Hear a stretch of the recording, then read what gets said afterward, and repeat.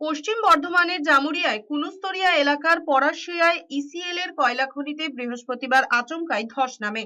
একজনের মৃত্যু হয়েছে বলে পুলিশ সূত্রে খবর। স্থানীয় সূত্রে জানা গিয়েছে, এই ঘটনায় আহত হয়েছিলেন 20 থেকে 25 জন কর্মী। কয়লা খনিতে ধস নামতেই হুলস্থুল পড়ে যায়।